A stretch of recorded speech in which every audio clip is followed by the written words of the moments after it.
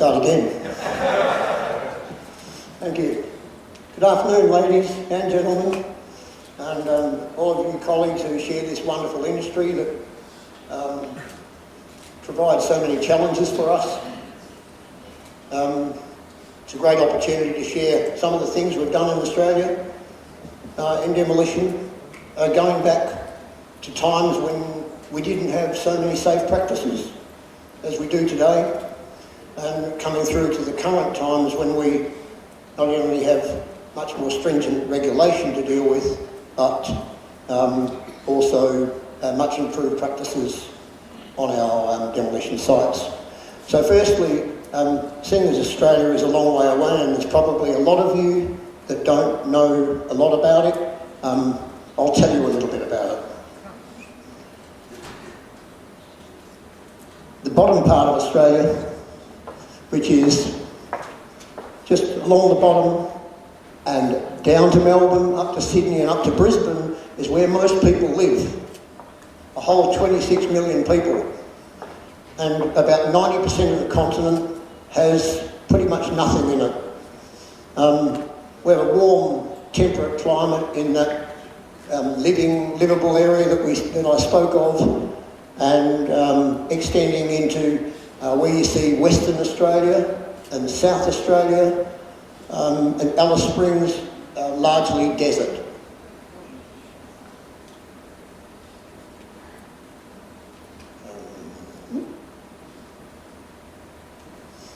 A couple of our beautiful cities. That gives you an idea of the population spread in the cities, and beyond those 4 cities that are mentioned, the population in our other larger towns, if you would call them, are quite small.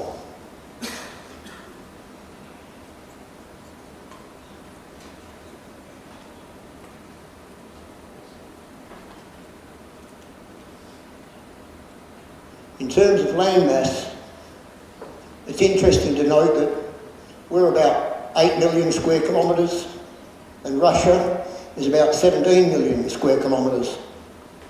You're probably wondering what all this has got to do with demolition. Well, not a hell of a lot, but I thought you'd be interested.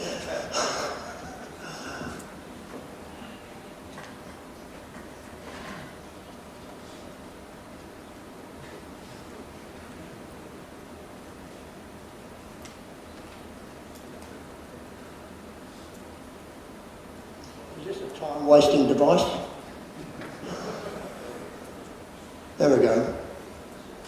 Now, unfortunately, and so many people have spoken about safety, and I won't elaborate on the items that Richard and Howard and Jose have spoken to, because there is strong regulatory legislation around safety and the way we have to conduct ourselves on our sites. But while we think of safety and we think of, if we look at firefighting, that's changed as well in safety. We now, in fighting a fire, don't go to the fire front and stop a fire. We step back from that and we have containment lines. We lose a lot more acres. We try and save some houses. We evacuate people. If you look at the history of fires, it's all over the news that there are terrible fires in Australia, unprecedented. Well, the fact is, history shows that we have a dry nation, and the fires that you're reading about in our nation at the moment are pretty much from Melbourne to Brisbane, in that sector there. The other spots that you see are the normal course of events in Australian landscape. Over a summer period, we get fires. Why do they happen? Some people light them. Lightning lights them. And when you get fire in a urban situation that's got bushland, it can be devastating. So enough about that, and hopefully we can reduce those opportunities to have to deal with fire and the loss of life. I'll play you a short video of the first implosions we did in our city. There was a bank, the ANZ. QV1, Quo Vadis 1, was a building that was built on the site we demolished. And Canterbury Court was an old dance hall. So, if you can run that video now, please.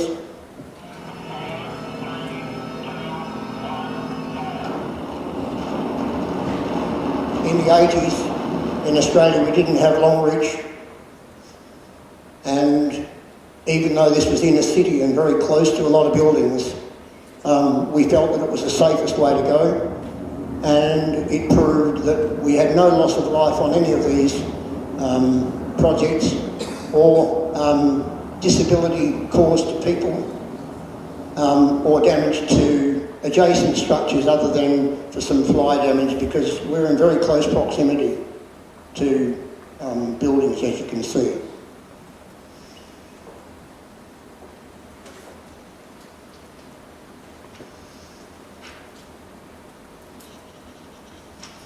By the way, just one thing about Australia again. I don't know whether they measure the landmass on low tide or high tide, but one of the interesting things you might find at the top end of Australia, our tidal range is 10 metres twice a day. So it goes out and comes back, goes out and comes back, 10 metres in height.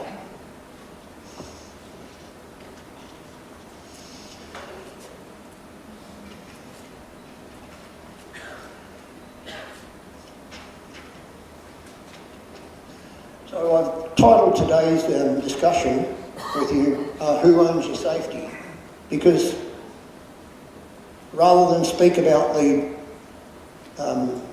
constructive process of legislation and consulting and the process of our bureaucracy managing that, I want to speak about building a plan and the implementation of the plan on site and how that doesn't get lost in the process.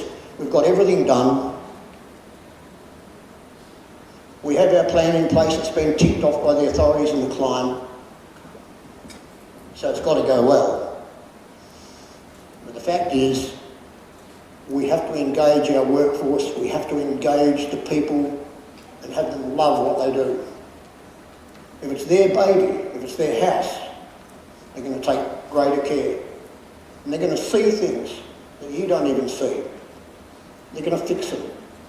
And that's going to send them home safe and well at night. We've got to be smarter, better, and I say cleaner. I was watching Desper's video there and I noticed how clean the site was. Don't underestimate how important it is to have a clean site. A simple trip on a site can be a death incident. All you're going to do is spear yourself with some Rio. It's not good. And clean sites are proud sites. The workers are proud of it. You know, if they own the site. Howard spoke about mental health. Well, mental health is about people being happier. People don't have problems like unhappy people. And the legislation we work under imposes stress and difficulty on people to try and comply and do what they're expected to do. Giving people the ownership on a site means a lot.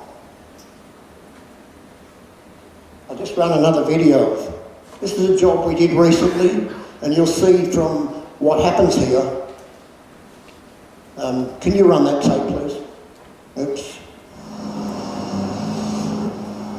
That it's a much more controlled environment than you can see people cleaning up. We're working over a train line that's live. We stop when the train's going through, of course. But there's a need for everybody on this site to know the plan and to be respectful of people's space. Fill the holes. Stop for the trains.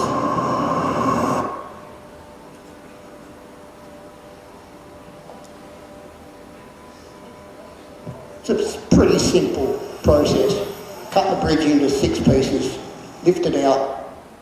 Everything should go pretty well.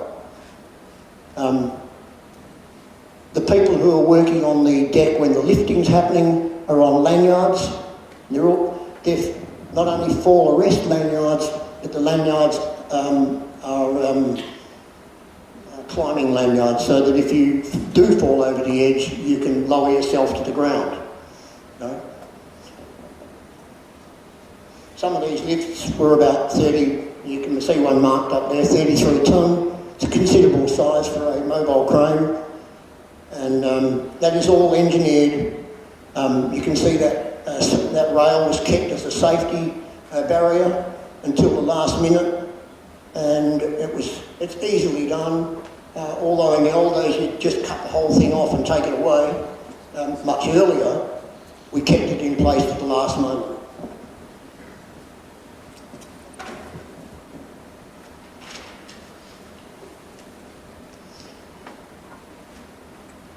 So, we plan. It's an important thing. Step 1. It's got to be simple. How simple is that top-down method? It's smart. We've got to educate at all different levels. And you've got to believe in the value of your people. There's something funny about, oh, he's no good, we'll get rid of him. And there's a lot of people who think that we'll just keep moving people out who are no good.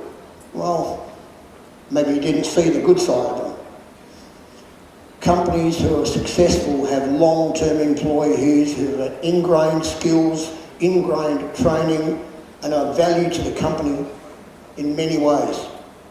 Our clients see the value of our long-term employees because they say, we know we're going to get Elio, Frank, Gemma, Rob, Peter, Jane and Sally on these jobs, and these guys really know what they're doing. That's the other side of training. The tickets and all of the compliances that are here are necessary. But it's very, very necessary for us to value the integrity of our people. We're one of them. They're one of us. Keep the job site clean and listen. What are we listening for?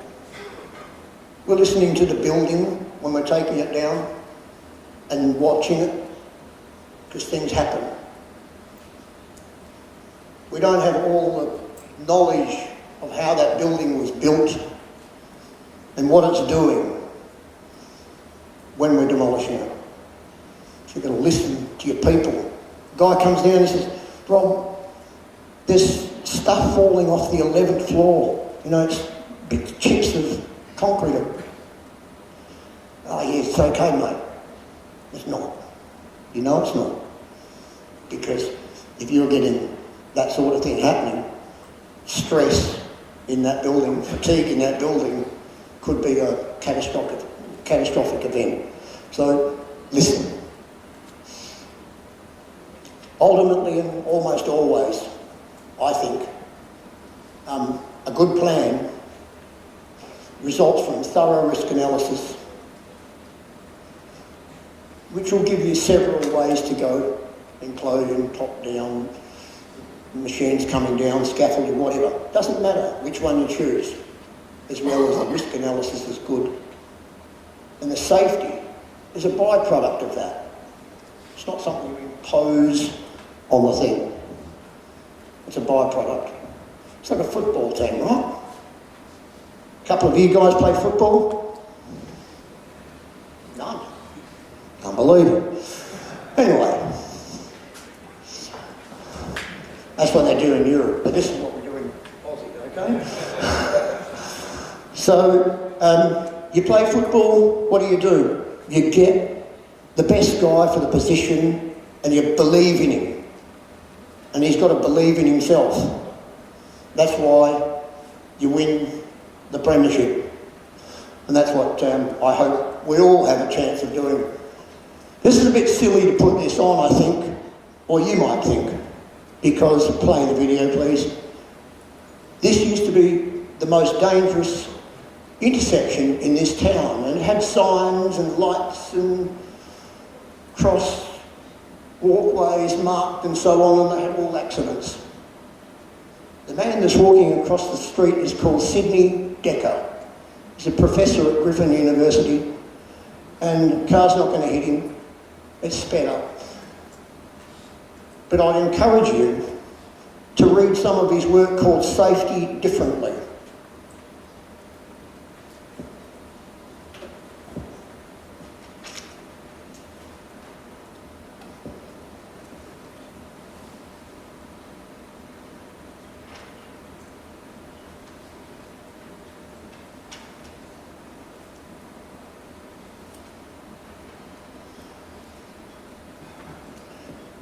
Just briefly talking about legislation in Australia, of recent times there's been new legislation enacted which imposes a responsibility on the owners, directors of businesses. And there is a first test case before the courts at the moment. The fines, let's forget the fines for a start. The penalties are up to 20 years jail for a fatality that occurs in a company that you're a director of or owner of. Fines are up to $10 million. The test case is about a forklift driver, and he's not in the gun. It's his company director that is before the courts because the forklift driver ran over somebody in the yard and they were killed. You've got to think about how well your people are trained and what your responsibilities are. It may be different in Russia. It was different in Australia, and I'm sure it was different in the UK and Europe, but it's coming at you.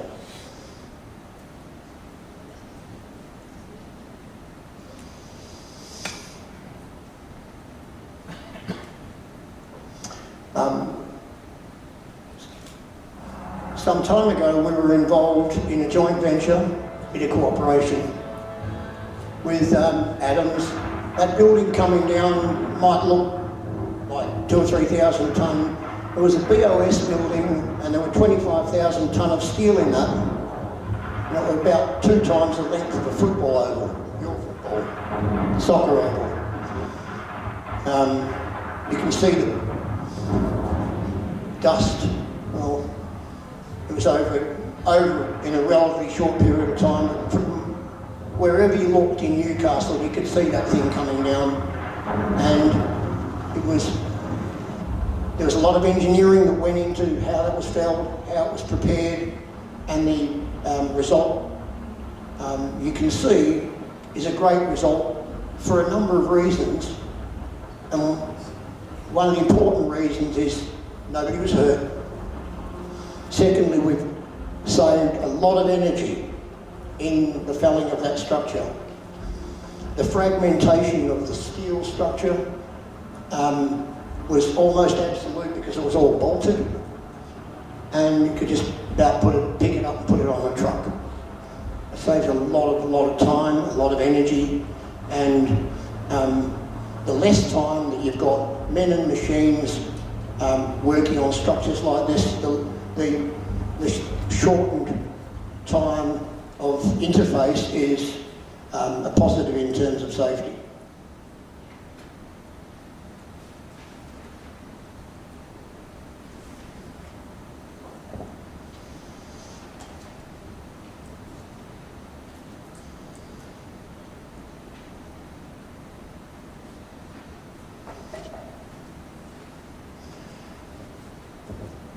We've talked a little bit about management and about what the government in Australia is doing and what our legislation is doing, imposing new rules to try and get a better result in terms of no deaths, no incidents, no accidents in our workplace. But what I'm putting to you is, if management has the courage to hand over the reins, some of the controls, to the people in your workplace. They'll solve problems for you that you didn't even know were there. Encourage their discussion and their innovation. It surprises me how many times my team tells me or brings to me a good idea. And as I'm always saying, safety is a byproduct of good planning and good execution.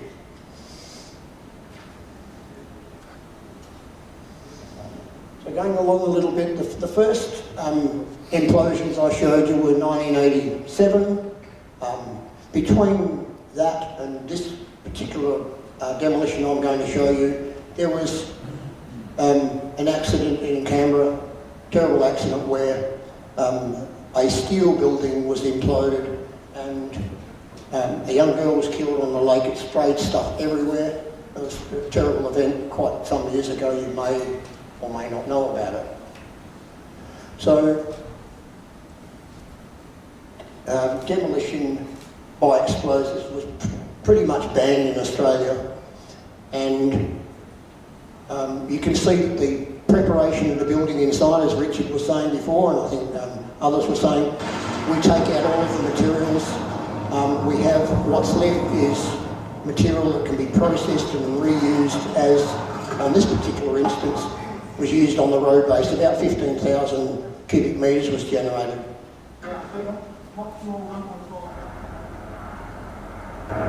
We found this building after some considerable engineering inputs by rotating the columns.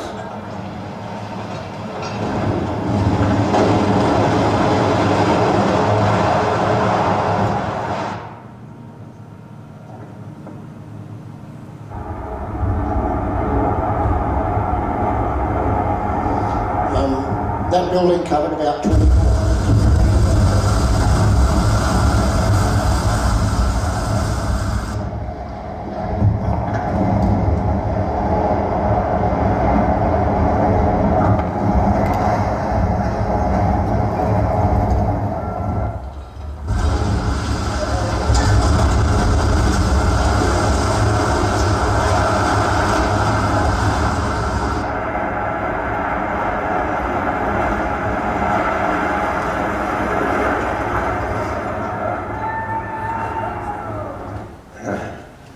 Guys get pretty excited when they see that come down. You know why they get excited? It's an amazing amount of energy in that building. And the preparation that goes on when you prepare a building like that can be the precursor of a catastrophic event, i.e. can fall on you. So the amount of engineering that goes in, the preparation that goes in has to be totally understood, and keep listening, watching. I'd actually prefer to use explosives than that mechanical process, but seeing as that complies with the law, explosives doesn't, we've used that. We wouldn't use it very often. It's a fairly isolated case. But it points to a number of things. You would have seen inside the building, total strip out. So we had about nearly 99%, 98 point something percent recycling out of that building. We recovered whatever steel, and all we had to throw away was internal ceiling paneling, and the doors were taken to classified landfill because they were contaminated. They were asbestos doors because it was a hospital, and so forth. But you'll also may have noticed that where we cut holes in floors and so forth, they were barricaded off, they were covered over. These things were important because when anybody enters that floor, you know they're going to be safe. It doesn't take long to put a barricade around something. It doesn't take long at all. I think I'm getting towards the end of things here. But I've got a thing to say about long-term employees. Safety grows your biggest company assets, and they're long-term, happy employees. with embedded skills and knowledge. Workplace people, belief and ability to de-risk their own jobs is really important, and it's something that our company finds great value in. And at the end of the day, we've spoken a lot about the great innovation in equipment. It's fantastic what we've been able to play with in the last 10, 15 years. But ultimately, it's not the shiny new digger, it's the guy in it that can make it dance that counts. If he can't make it dance and he can't operate it safely and know what to do with that machine, then and he hasn't been instructed properly, then he's a liability to himself and your company and to his workmates. So I'd like to come towards the end of my presentation. I hope I'm not taking too much time. I am? Yeah? Hurry? Quick. Okay, here's the Mandurah Bridge. I didn't realise it was going to consume 20 minutes. Could you run that video, please?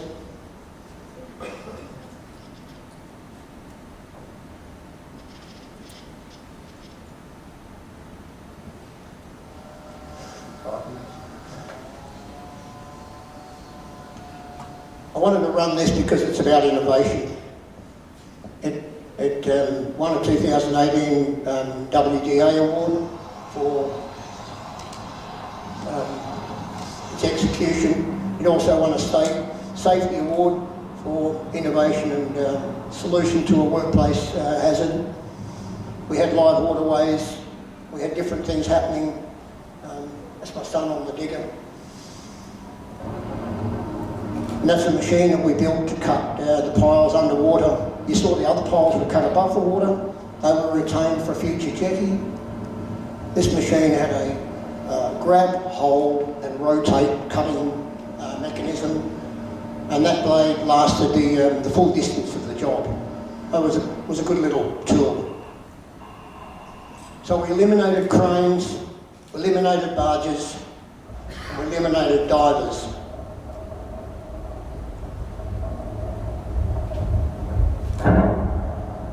And we just towed it to shore, and the bags, which are ship launching airbags, were used to roll it.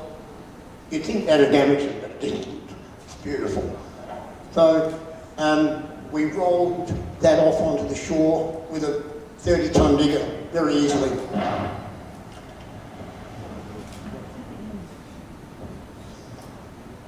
Thank you very much. If I can conclude by saying, Artem, I think hats off to you and your team, your collaborators, EDA. Great effort. Thank you. Thank you, Robert.